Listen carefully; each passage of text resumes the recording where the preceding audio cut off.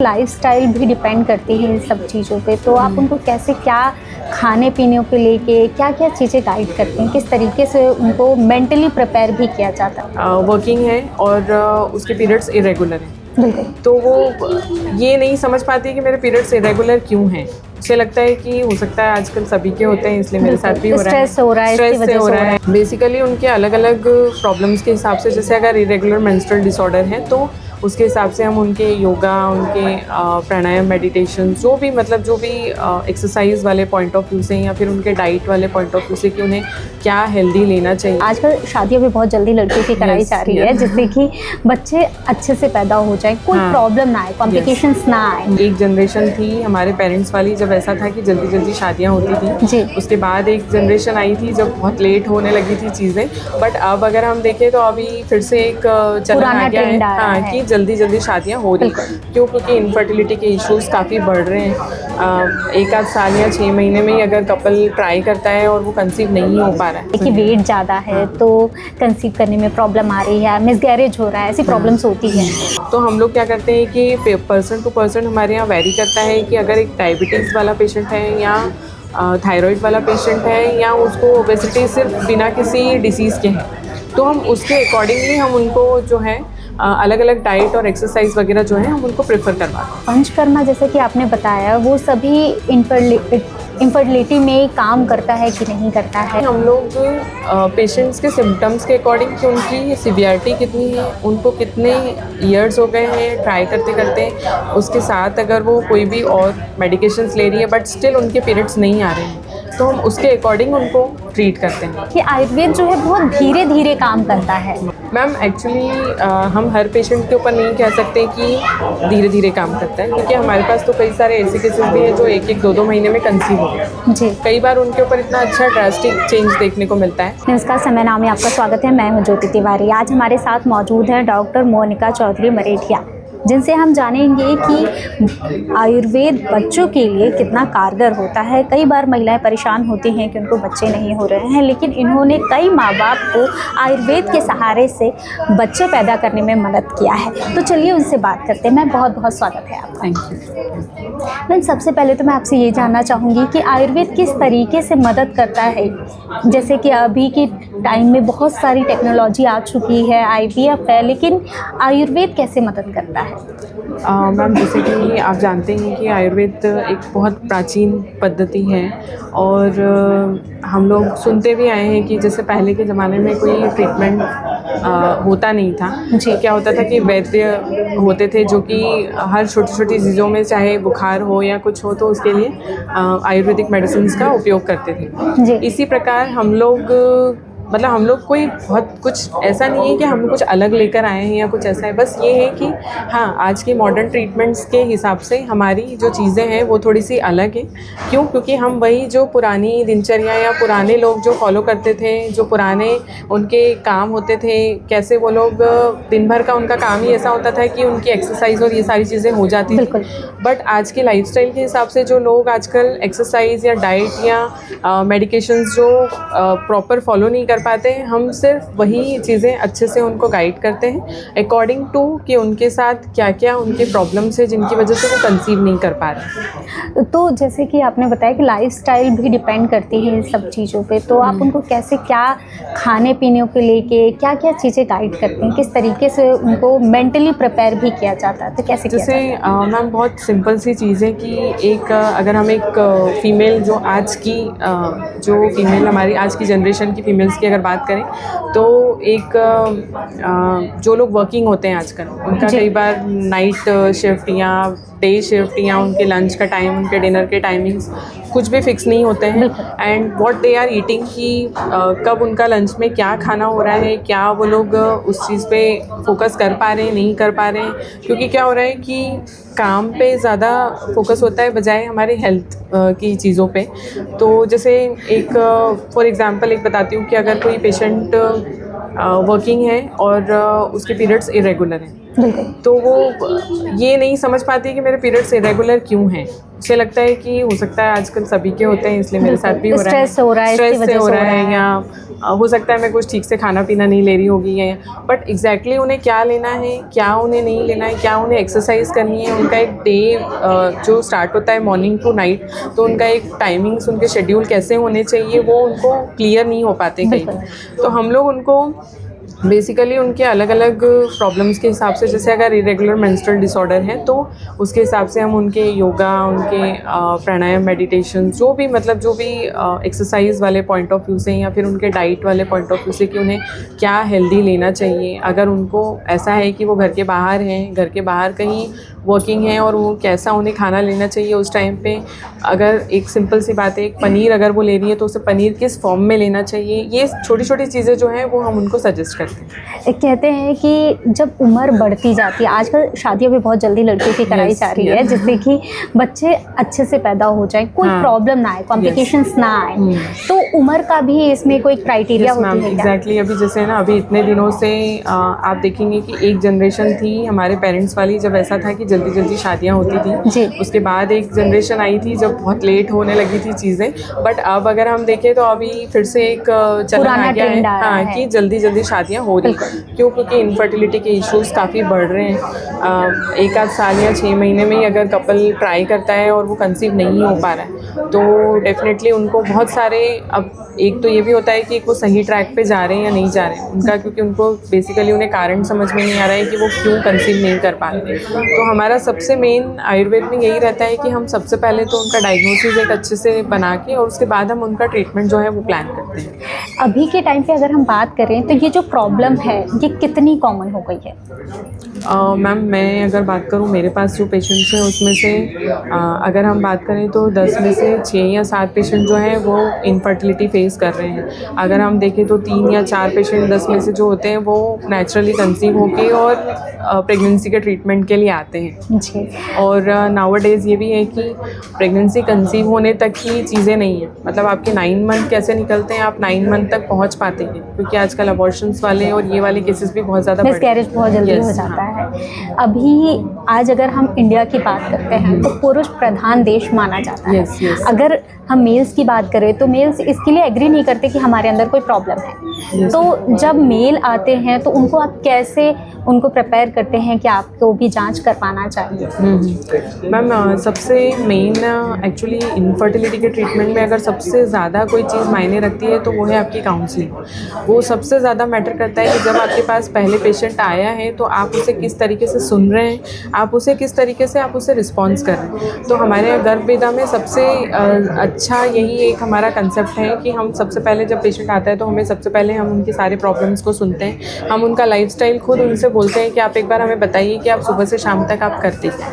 तो जब वो बताते हैं कि हम लोग नहीं एक दूसरे को टाइम दे पाते हैं या उनके आपस में कोई टेंशन्स बढ़ी हुई हैं, या जैसे होता है कई बार कि हस्बैंड को लगता है अरे नहीं तुझे ही प्रॉब्लम है, बिल्कुल मेरे साथ कुछ नहीं है, तो हम उन लोगों को फिर उस तरीके से प्रिपेयर करते हैं कि नहीं ऐसा नहीं है, प्रॉब्लम किसी में भी हो सकती है, हो सकता है कि आपके साथ भी वैसे ही इश्यूज़ हो जैसे फीमेल्स के साथ। फिर क्या होता है कि हमें उनको इनफर्टिलिटी के सारे कारण एक्सप्लेन करने पड़ते हैं कि देखिए मेल्स में भी ये प्रॉब्लम हो सकती है जी। और आयुर्वेद के हिसाब से जैसे दोष, जैसे वात पित्त कफ दोष पे ट्रीटमेंट हमारा जो है वो पूरा बेस्ड होता है। तो हमको उनको एक एक चीज़ एक्सप्लेन करनी होती है कि जैसे फीमेल्स में एग्स वगैरह की क्वालिटी क्वांटिटी हमारे लिए मैटर करती है, वैसे मेल्स में भी स्पर्म की क्वालिटी क्वांटिटी मैटर करती है। आजकल जैसे जो लाइफस्टाइल है वो वैसे ही सिर्फ फीमेल्स के लिए नहीं है, मेल्स का भी वैसे ही है कि अल्कोहल कंज्यूम करना या टबैको हो गया या स्मोकिंग वगैरह, ये सारी चीज़ें भी बहुत ज़्यादा अफेक्ट करती हैं। तो उन चीज़ों को लेके हमें पेशेंट को पूरा एक्सप्लेन करना पड़ता है, तब जाके पेशेंट को लगता है कि यस मुझे भी ट्रीटमेंट लेना चाहिए। बहुत बार ऐसा होता है कि मेल्स में ये प्रॉब्लम भी होती है कि जो स्पर्म काउंट होता है वो बहुत कम होता है या फिर वीक होता है, जिसके वजह से भी ये प्रॉब्लम्स होती हैं। तो उसको कैसे सही किया जाता है आयुर्वेद के हिसाब से? मैम, जैसे स्पर्म वगैरह के जो डिफेक्ट्स के को लेके अलग अलग कैटेगरीज होती है। जैसे एक हो गया कि ओलिगोस्पर्मिया है या टेरेटोजोस्पर्मिया है, या बिल्कुल ही अगर एब्सेंट है तो एजोस्पर्मिया वाले केसेस भी हमारे पास आते हैं। तो ये सारी चीज़ें जो हैं वो वहाँ जाके मैटर करती है कि उसके पीछे कारण क्या है। एक्चुअली आयुर्वेद का एक मूल सिद्धांत है कि आयुर्वेद जो है वो कारण पे ही काम करते हैं। जी। मतलब हमारे पेशेंट्स का मैंने आपको जैसे पहले भी बोला कि हम लोग सबसे पहले यही है कि हमें उनका कारण, उनका डायग्नोसिस एक परफेक्ट बनाना होता है कि वो किस वजह से हैं। जैसे कई बार होता है कि हम लोग पेशेंट की रिपोर्ट्स करवाए, हमने उनके हार्मोनल इम्बैलेंस आया या फिर कुछ वेरिकोसील जैसे या कुछ अगर ऐसे मेल्स में फैक्टर होते हैं, उनकी वजह से अगर चीज़ें होती हैं तो हम लोग आयुर्वेदिक, जैसे हम लोग फीमेल में उत्तर बस्ती वाला ट्रीटमेंट करते हैं, वैसे ही हम मेल्स में भी हम डिटॉक्सिफिकेशन के साथ पंचकर्मा थेरेपी में हम उत्तर बस्ती वाला ट्रीटमेंट करते हैं। जी, वज़न का भी यहाँ पे बहुत बड़ी बात हो जाती है कि वेट ज़्यादा है तो कंसीव करने में प्रॉब्लम आ रही है, मिसगैरेज हो रहा है, ऐसी प्रॉब्लम्स होती हैं, तो उसको कैसे आप ट्रीट करते हैं? मैम जैसे हम लोग, जैसे मैंने आपको बोला, हमारे ट्रीटमेंट जो है वो category wise diet, exercise, oral medication और जी। पंचकर्मा थेरेपी, इन 3 चीज़ों में कैटेगराइज्ड है।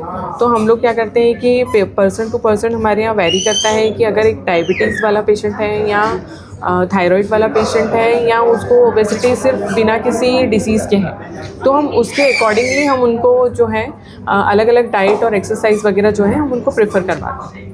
ये पंचकर्मा जैसे कि आपने बताया वो सभी इनफर्टिलिटी में काम करता है कि नहीं करता है, या फिर जैसे कि बहुत सारी प्रॉब्लम्स होती है, मेल फीमेल दोनों में प्रॉब्लम होती है, तो कैसे काम करता है?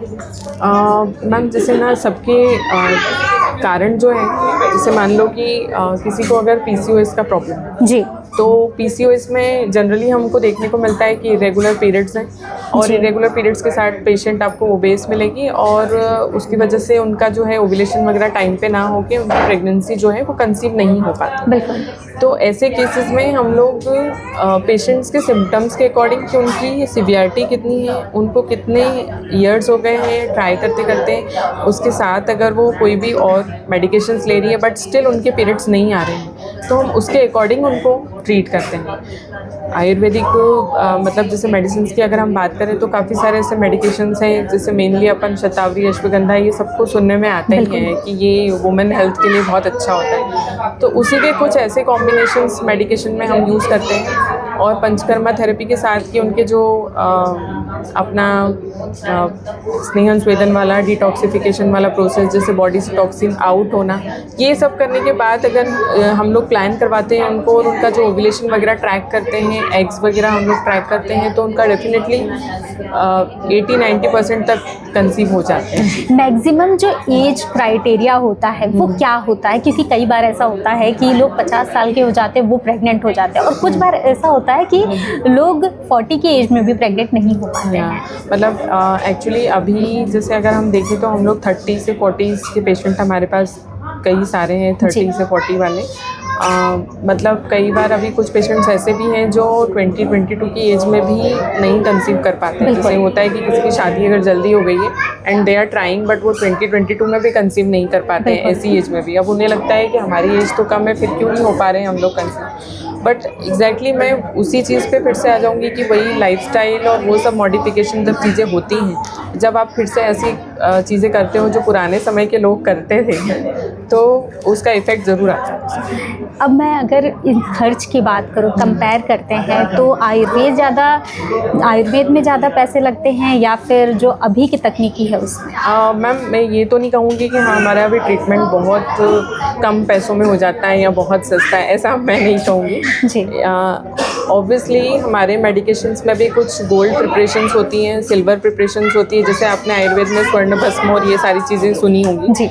तो उसके अकॉर्डिंग हमारे भी कुछ मेडिसिन कॉस्टली होते हैं, बट अदर ट्रीटमेंट्स के कंपैरिजन में हमारा ट्रीटमेंट फिर भी कॉस्ट इफेक्टिव है। कई लोगों से सुनने को ये भी मिलता है कि आयुर्वेद जो है बहुत धीरे धीरे काम करता है, तो क्या ये सही है? मैम एक्चुअली हम हर पेशेंट के ऊपर नहीं कह सकते कि धीरे धीरे काम करता है, क्योंकि हमारे पास तो कई सारे ऐसे केसेस भी हैं जो 1-2 महीने में कंसीव हो गए। जी। कई बार उनके ऊपर इतना अच्छा ड्रास्टिक चेंज देखने को मिलता है, और कई बार ऐसा होता है कि हम 8-9 मंथ का टाइम हम पेशेंट को एक्सप्लेन करके रखते हैं, क्योंकि हमारे 3 मंथ का तो हमारे जो भी पेशेंट होते हैं तो हमारे 3 मंथ का हम लोग पंचकर्मा थेरेपी के साथ ट्रीटमेंट करते हैं और उसके बाद हम उनको ओरल मेडिकेशन पे रखते हैं। कई बार क्या होता है कि हम उनके मेडिसिन बीच में स्टॉप भी करवा देते हैं कि अब आप स्टॉप कीजिए क्योंकि बहुत सारा मेडिकेशन हो चुका है, अब आप सिर्फ डाइट और एक्सरसाइज आप फॉलो कीजिए, तब भी पेशेंट हमारे पास रिजल्ट लेके आ जाते हैं। इससे कभी ऐसा कोई पेशेंट आया जिसको साइड इफ़ेक्ट हुए हो, कोई प्रॉब्लम हुई हो? मैम टचवुड अभी तक तो ऐसा नहीं हुआ कभी भी कि किसी भी पेशेंट्स के साथ कुछ भी ऐसे कोई साइड इफ़ेक्ट कभी हमें देखने में आए नहीं। अभी तक के केस में आपने बहुत सारे केस सॉल्व किए होंगे, बहुत सारे पेरेंट्स को उनके बेबी भी दिए होंगे, तो कितना परसेंट रहा है, रेशियो कितना रहा है? मैम वही है कि मैं जैसे आपको बता रही हूँ कि 70 to 80% अभी तक हमारा रहा है। मतलब हम लोग पेशेंट को कॉन्फिडेंटली हम लोग 90% श्योरिटी देते हैं कई बार कि आप हम जैसा बोलते हैं वैसा आप डाइट एक्सरसाइज सब आप फॉलो कीजिए, तो डेफिनेटली चीज़ें अपने आप जब ट्रैक पे आएंगी तो आपको रिज़ल्ट मिल ही जाएगा। मतलब कैसा होता है ना कि पेशेंट का सबसे बड़ा सवाल ही यही होता है, मैम कब मिलेगा रिज़ल्ट, होगा भी या नहीं होगा, डाउट रहता है लोगों को। वो सबसे बड़ा सवाल एक होता है। तो हम लोग उनको ये कि हम लोग उनको कहते हैं कि नहीं, आप हम जैसा बोल रहे हैं बस आप वैसा फॉलो कीजिए, आप डाइट एक्सरसाइज ओरल मेडिकेशन, हम यहाँ से आपको पंचकर्मा थेरेपी के लिए जितने टाइम के लिए बुलाते हैं उतना आप बस आप फॉलो कीजिए, रिज़ल्ट अभी आप छोड़ दीजिए। आप सोचिए कि अभी हम सिर्फ आपकी जो परेशानी है हम उसको ट्रीट करें। कई बार क्या होता है कि पेशेंट जब पॉजिटिविटी उनको मिलती है कि यस अभी सब कुछ हो जाएगा, हार्मोन बैलेंस हो जाएंगे, हमारी काफ़ी सारी चीज़ें ट्रीट हो जाएंगी, तो कई बार 1-2 महीने में भी रिजल्ट आ जाते हैं हमारे। कई बार जो है कई बार 4-5 मंथ्स भी लग जाते हैं पेशेंट को। जी, आप हमारे दर्शकों को क्या संदेश देना चाहेंगे? मैं यही संदेश देना चाहूँगी कि आजकल इनफर्टिलिटी का एक जो प्रॉब्लम है वो बहुत बढ़ गया है एंड आए दिन हम लोग ये केसेस आजकल देख रहे हैं। हमारे आसपास भी कई सारे ऐसे लोग हैं जो कई बार सफ़र कर रहे होते हैं बट वो हर किसी के साथ शेयर नहीं करते। और लेकिन मैं सभी को ये कहना चाहूँगी कि अपनी बॉडी के ऊपर अगर आप चाहते हैं कि आपके ट्रीटमेंट के साथ आपके साथ कोई साइड इफ़ेक्ट ना हो, बहुत अच्छे से आपका ट्रीटमेंट हो जाए और आपकी प्रेगनेंसी जो है वो हेल्दी निकले, तो आप आयुर्वेदिक ट्रीटमेंट को ज़रूर फॉलो कीजिए। जी, thank you so much ma'am कि आपने इतनी सारी जानकारी दी। तो समय नाव पर आज आपने जाना कि आयुर्वेद कितना कमाल का है। ऐसी ही खबरों के लिए बने रहें हमारे साथ और देखते रहें समय नाव। धन्यवाद। प्योर श्योर दूध और घी, माँ के प्यार सा, मिलावट से दूर, भरोसे से भरपूर, प्योर भी श्योर भी।